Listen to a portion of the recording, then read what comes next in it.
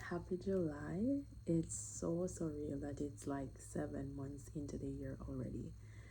It looks like it's moving fast because it's July, but it feels like it's moving slow because when you're in the day-to-day of things, it just doesn't feel like things are changing or moving at any pace.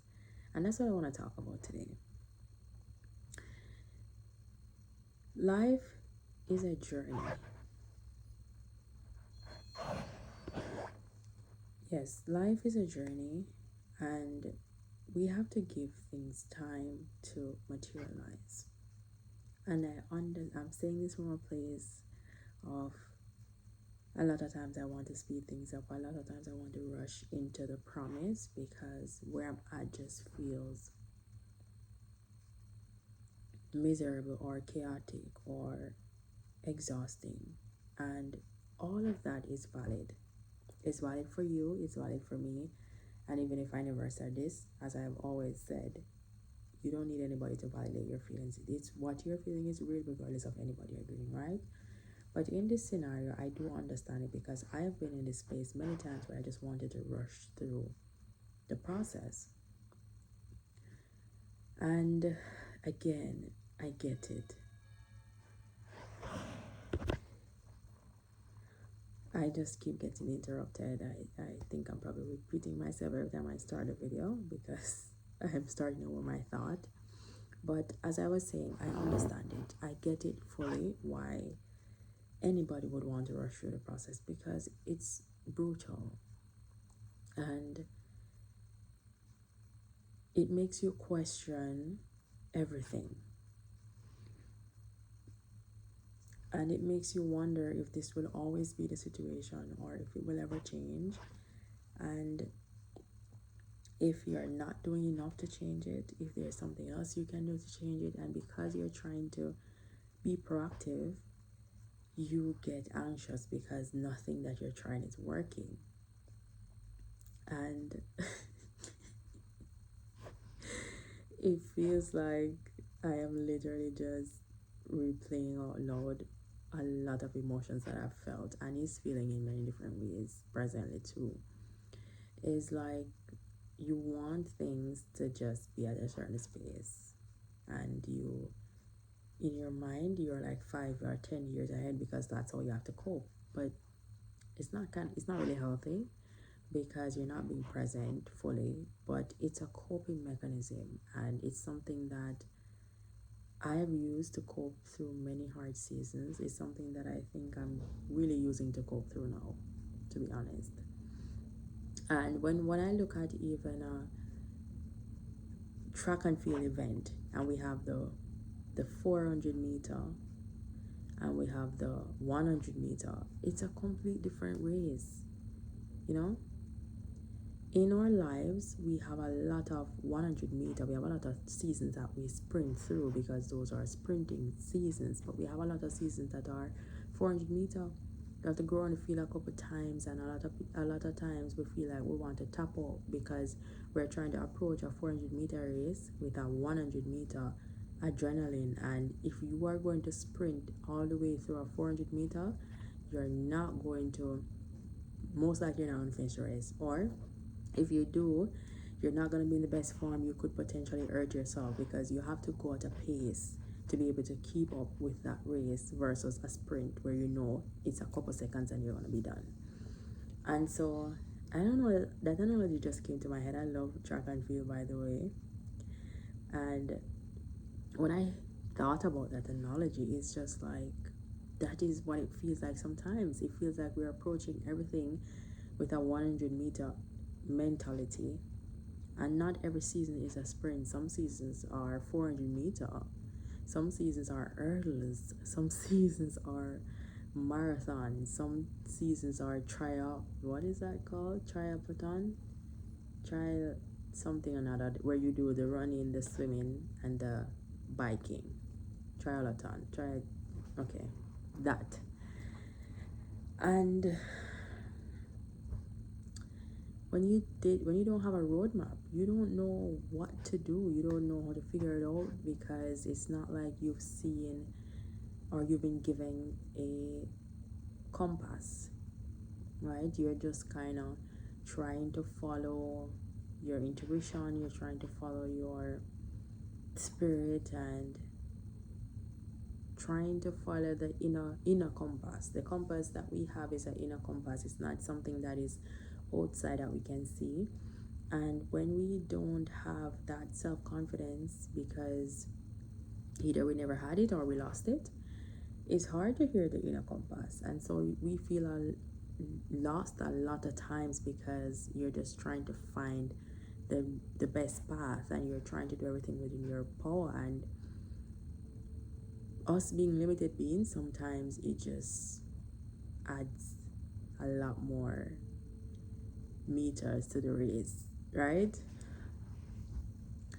I know I'm kind of all over the place in this video, but I'm kind of processing this in real time, like exactly.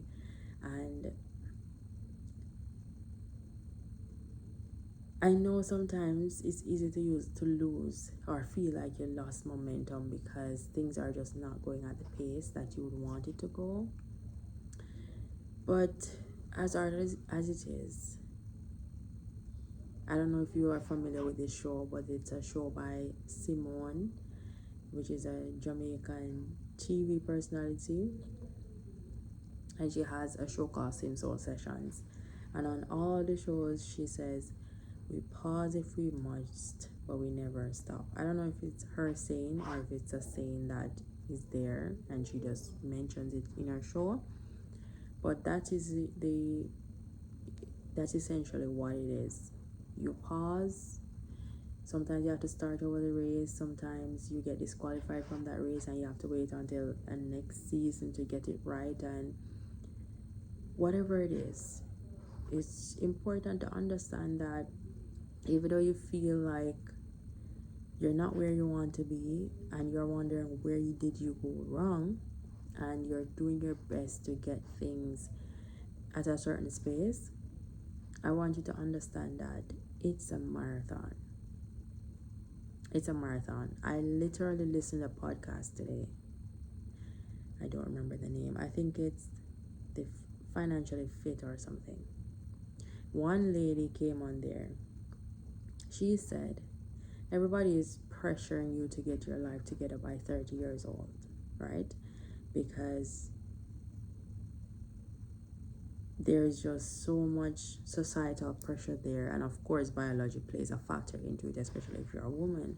And so there's all kind of pressure from everybody all the time regarding every aspect of your life.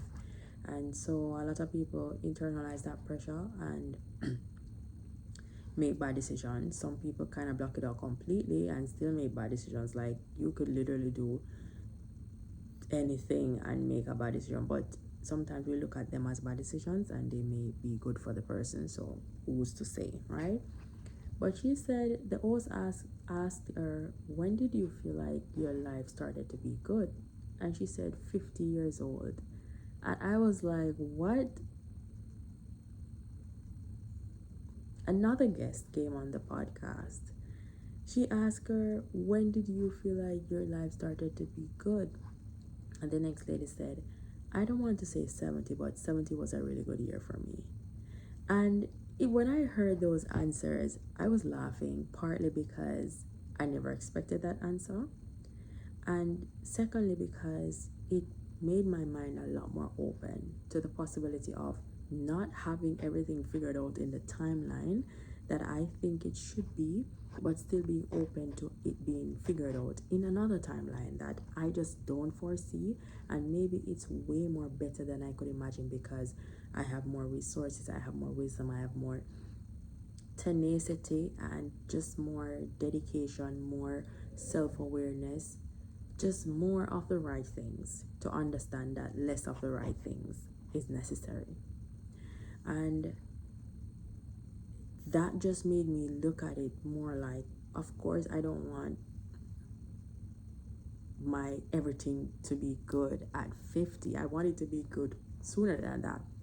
But if that's the amount of time that is needed to get things to a level that I want it to be, I have to be okay with that, because it's not a sprint, it's really a marathon. It's really the journey.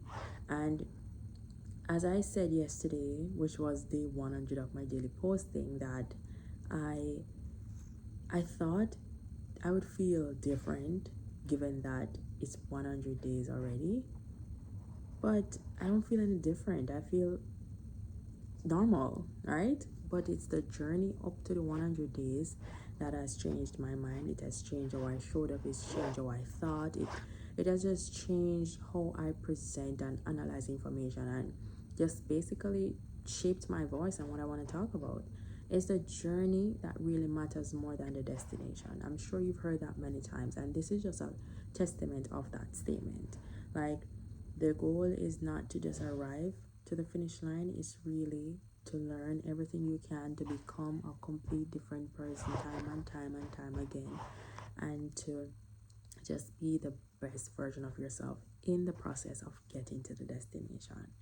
So, as I started all this video saying, we want to rush through things because it doesn't feel pretty where we are right now, and we're hoping for the better because we hope it will be better, right? But at the same time, we have to just take things for what they are and focus on becoming the better version of ourselves in the process until we get to the destination, because you may arrive there and realize that is not even the destination.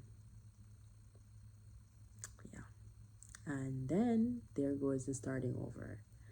So as you go about your week, the rest of the week, and I just want you to ponder this. Yes, we want it to be perfect now, but find perfect in the imperfect and enjoy the journey as hard as it is. So when you actually get to the destination, you have a great story to tell and you feel a lot better for it than when you started. Thank you so much for watching this video. If it was informative to you and anyway just gets you to ponder on what I said, you can give me a like and also share the video with anybody that is in your circle who could benefit. Oh my god, guys, I literally just recorded the entire video and didn't realize that I didn't have my mic, but I hope you guys are able to hear me well. Oh my god. Anyways, comment below anything that stood out to you and what's one reason why you're rushing through the life that you have right now. I'd love to hear that, and I'm sure anybody else would benefit from that as well. And follow me on all social media platforms at Khrista-Lee, that's Instagram, TikTok, and Facebook. And I'll see you in my next video tomorrow. Let's go make some mistakes. Bye.